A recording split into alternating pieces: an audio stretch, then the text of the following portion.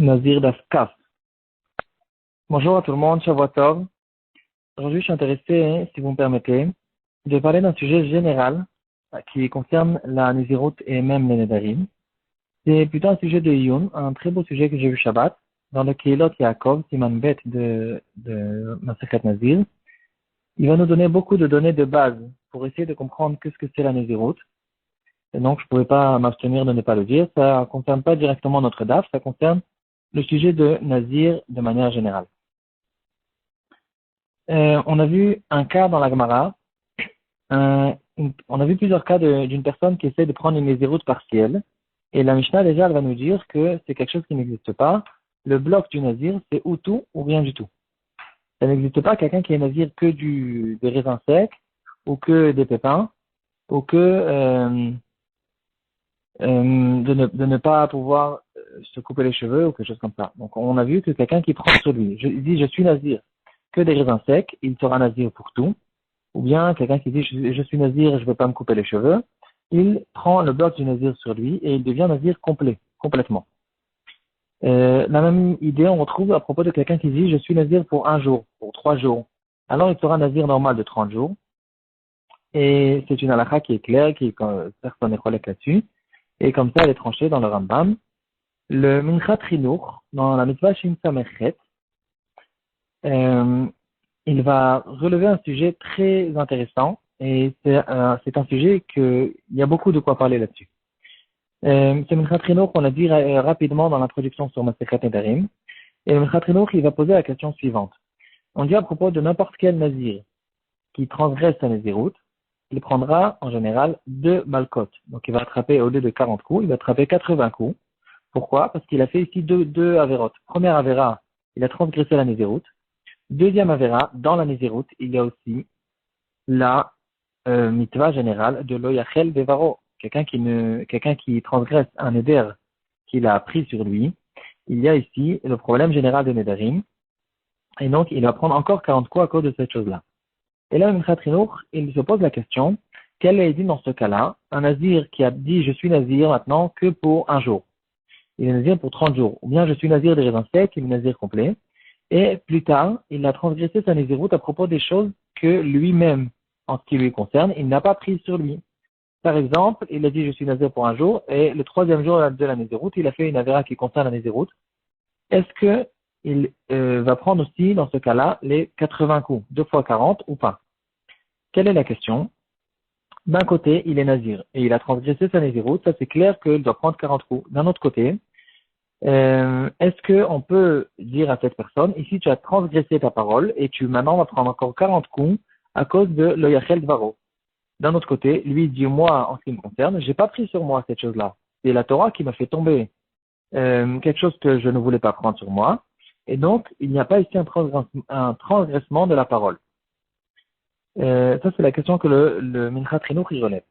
Le Keilot Yaakov, il va essayer d'analyser cette chose-là pour essayer de comprendre qu'est-ce que c'est exactement la mitzvah de l'oyachel dvaro. On peut se poser la question, quel est le fond de cette mitzvah?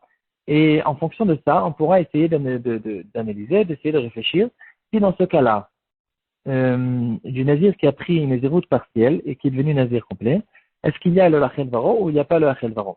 On peut expliquer le Lachel Varo de 2 manières. Première manière d'expliquer le Lachel Varo, c'est tout simplement de dire, la Torah, elle te dit, si tu as pris sur toi quelque chose, tu as fait sur toi un éder, tu dois faire attention à ta parole et tu ne peux pas mépriser ta parole.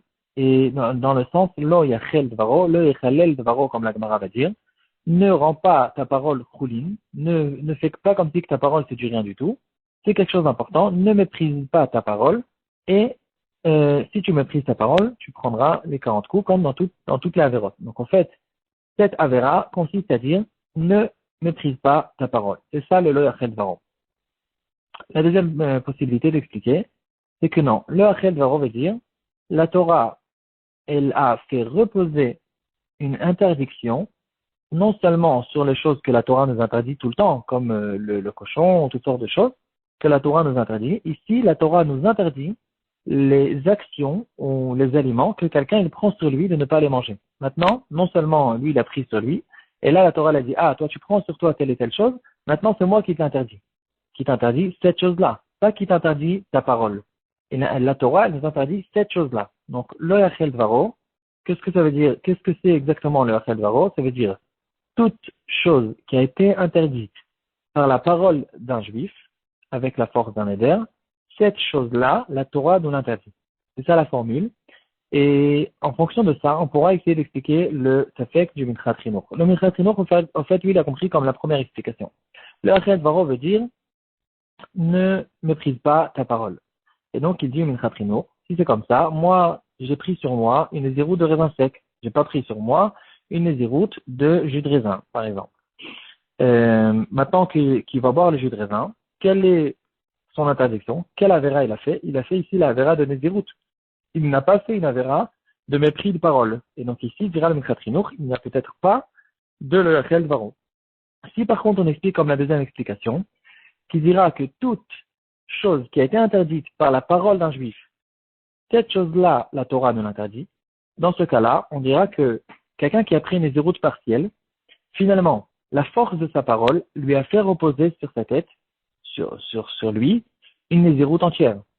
Donc maintenant, ça nous dérange, on en a rien à faire du fait que lui, il a formulé sa zéroute d'une manière ou d'une autre. Finalement, sa bouche a eu la force de faire reposer sur lui une zéroute, et c'est maintenant la Torah qui lui interdit cette chose-là, et la Torah lui interdit tout, et donc il y aura le Yachel Dvaro, même à propos du jus de raisin, parce que le jus de raisin, mis à part le fait qu'il y a un Issour de Zérout, il y a aussi un Issour de Neder, parce que finalement, le Neder, il a reposé même sur le jus de raisin, d'une manière ou d'une autre, ça ne nous dérange plus, ça nous intéresse plus de savoir de quelle manière exactement, du moment que maintenant la Torah, elle a dit, ici tu as fait un Neder sur le jus de raisin, même si tu l'as pas dit clairement, la Torah te l'a interdit, et ici il y aura le Yachel Dvaro, et donc il prendra 80 coups, quoi qu'il en soit. Ça, c'est l'explication du Minchas Chinuch pour essayer d'expliquer, pardon, c'est l'explication du Keilat Yaakov pour essayer d'expliquer le Safek du Minchas Chinuch. Le Keilat Yaakov, il continue son raisonnement. Il va dire, il y a un Maharit de base, qui explique qu'est-ce que c'est la Nézirut. Et en fonction de ça, il va faire tout un pile-poule pour essayer d'expliquer si ce Maharit, il peut s'arranger avec le Minchas Chinuch ou pas. Le Maharit, il va prouver qu'en fait, on peut se poser la question, qu'est-ce que c'est la Nézirut? On a vu à propos du Nadir, au début de Masechet Nedarim, on a vu qu'il y a, déjà dans la Gemara, une différence entre le Neder et la Chevoie. Le Neder, il repose sur l'objet, ce qu'on appelle Issur Chefta. La Chevoie, elle repose sur la personne qui a fait la Chevoie, et pas sur l'objet lui-même. On a vu déjà à l'époque plusieurs nafkaminotes qu'il y a à ce propos-là, on ne va pas rentrer là-dedans aujourd'hui. Et là, la question qu'on se pose, c'est à propos du Nazir. Est-ce que le Nazir, c'est un Issour Gavra ou un Issour Chefta? C'est-à-dire, si on dit que c'est un Issour Gavra, c'est très simple. Il y a des Issourim que la Torah a fait reposer sur cette personne, et la Torah lui dit, toi, en tant que personne qui s'appelle Nazir, tu peux pas te couper les cheveux, tu peux pas te entamer au mort, tu peux pas manger du jus de raisin, etc. Ça, c'est Issour Gavra. Issour Chefta, c'est non. Peut-être que la Torah nous a interdit au Nazir, le jus de raisin sera interdit sur toi, les cheveux seront interdits sur toi à propos de ne pas les couper, etc. Est-ce que c'est considéré comme un issour qui repose sur les choses ou bien sur la personne? Donc, est-ce que le nazir, en fait, c'est un dérivé d'un éder ou d'une chevoie? Le tas d'expliquer que c'est un dérivé de néder, c'est un peu difficile, mais apparemment, il y a quand même une explication comme celle-là dans les Rishonim. Il faut essayer de rechercher quelle est la différence dans le fond entre ces deux choses-là. C'est vrai qu'on comprend beaucoup plus facilement que c'est une histoire, ça ressemble à un chevois. Le Maharit, il dit c'est pas un Issour Gavra, c'est pas non plus un Issour Chefta. Il dit c'est quelque chose d'autre complètement. Il dit le Nazir, au fait, le Nazir c'est quelqu'un qui prend sur lui de s'appeler Nazir. La Torah, elle a donné un chidouche, qu'il y a quelque chose qui s'appelle, il y a quelqu'un qui s'appelle Nazir. Lui, il prend sur lui, moi je m'appellerai à partir de maintenant dans le nom Nazir. Nazir, ça veut dire une couronne. Il prend sur lui d'être comme, il prend sur lui une couronne, d'être quelqu'un de plus élevé, plus élevé que tout le monde, etc. Donc, en tout cas, lui, ce qu'il fait, c'est de prendre sur lui de s'appeler Nazir. Lui, maintenant, en tant que personne, il a fini son travail. À partir de maintenant, que cette personne s'appelle un nazir, la Torah, elle vient et elle dit attention, quelqu'un qui est nazir, il n'a pas le droit de se comporter n'importe comment, il a des choses à faire attention, il est quelqu'un de plus élevé, et il doit faire attention à 1, 2, 3, 4, 5, etc. C'est les halakhot qui concernent le nazir. Mais lui, en tant que personne, il a pris sur lui, moi je prends sur moi d'être nazir. Comme si il disait, moi je prends sur moi d'être Cohen. Et d'être Cohen, ça n'existe pas, parce que s'il n'est pas descendant d'Aaron à Cohen, il n'est pas Cohen. Par contre, de dire je prends sur moi d'être nazir, ici, ça existe. Et là, la Torah nous a donné plusieurs halakhot à propos du nazir. Maintenant, si on veut revenir à l'histoire du Minchat Chinour, on pourrait dire, dira le Keilat Yaakov, qu'on a l'impression de voir que ce Maharit n'est pas du tout d'accord avec le Minchat Chinour. Pourquoi? Parce qu'ici, le Maharit, il dit clairement que toute personne qui prend sur lui d'être nazir, il n'a jamais parlé de raisin, il n'a jamais parlé non plus de se couper les cheveux ou de se rentamer aux morts. Il a pris sur lui d'être nazir, point final. Donc, en ce qui concerne son Bal Yachel, sa parole elle-même, il n'a jamais pris sur lui, la halachot elle-même, il a pris sur lui d'avoir le nom nazir. Et on voit quand même dans la Gemara, et c'est clair, que quelqu'un qui a transgressé sa nézéroute, mis à part le malkot qu'il va prendre sur la nézéroute, il va prendre un malkot aussi sur Balechel. Donc ici, on voit clairement que le Balechel, il repose même sur quelque chose que je n'ai pas dit, que je n'ai pas pris sur moi. On voit au fait que le Balechel, il repose sur toute Avera, toute chose toute interdiction qui a été causée même indirectement à cause de ma parole, cette interdiction, cette chose-là, la Torah, elle me l'interdit, et elle considère cette chose-là comme le Yachel Varo. Bon, de là, on peut en arriver à plusieurs nafkaminot, plusieurs explications. Par exemple, il y a une marloquette rishonim de base, à propos de quelqu'un qui a fait un neder, on passe de nazir à neder, quelqu'un qui dira, qu'il interdit sur son prochain de profiter de ses affaires. Donc, on a vu dans Maseret Nedarim longuement, Modar Ana Chavero, et Réhouven, il interdit sur Shimon ses affaires, ces choses-là, ou certaines choses, et finalement, Shimon a profité de ces choses-là. Et là, la question qui se pose, qui a fait ici Baliachel? Est-ce que c'est Réhouven ou c'est Shimon? Alors, d'un côté, Réhouven, il n'a rien fait. Et Réhouven, il se met à crier, il dit, moi, je lui ai pas permis d'utiliser mes affaires, et Shimon, c'est lui qui a utilisé. Donc, c'est lui qui a fait la vera. D'un autre côté, Shimon, il dit, mais attendez, lo yachel dvaro, qu'est-ce que ça veut dire? Ne méprise pas ta parole. Moi, j'ai jamais parlé, et j'ai jamais pris sur moi aucun éder. C'est le problème de Réhouven, c'est son problème, il a fait sur lui, il a fait des nédarim, et c'est pas sur moi que repose la vera. Peut-être il y aura Gezel, mais il n'y aura pas une vera de Malkot, de Nedarim. Et là-dessus, on va retrouver une grande marloquette rishonim. Le Ran, dans l'Aftetva de Masechet Nedarim, va le ramener.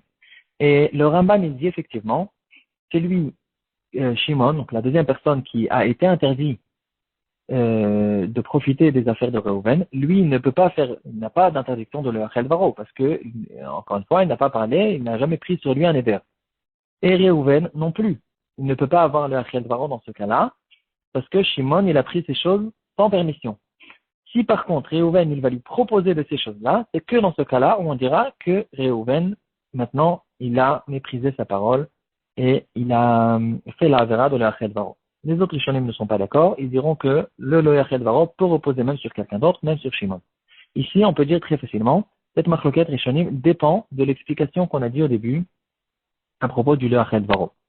Si on dit comme l'explication qui dira que le Hachel Varo veut dire ne méprise pas tes paroles. Ici, on comprend le Rambam. Ne méprise pas ta parole. Le deuxième, il dit j'ai jamais méprisé mes paroles, j'ai jamais parlé. C'est lui qui a parlé, c'est son problème. Et c'est que dans le cas où Réhouven, il va maintenant lui proposer de ses affaires, là, Réhouven, il est en train de mépriser ses paroles qu'il a fait en Éder. Si par contre, on dit que le Hachel Varo veut dire toute interdiction toute chose qui a été interdite par la force d'un éder, la Torah nous l'interdit. Si c'est ça la formule, ici on comprend les autres Rishonim qui vont dire que du moment maintenant que ces affaires-là ont été interdites sur Shimon à cause d'une histoire d'un éder, ici maintenant Shimon repose sur lui, ou repose sur le monde entier, ou sur n'importe qui, le Loyachet Varo, parce que ici ces choses-là ont été interdites par la Torah, parce que c'est des choses qui ont été interdites par la force d'un éder. Et ces choses-là, la Torah nous a donné la force de faire les Nedarim, ces choses-là sont interdites, même sur tout le monde, sur Shimon, et il y aura ici effectivement le Yachel Dvaro. Voilà.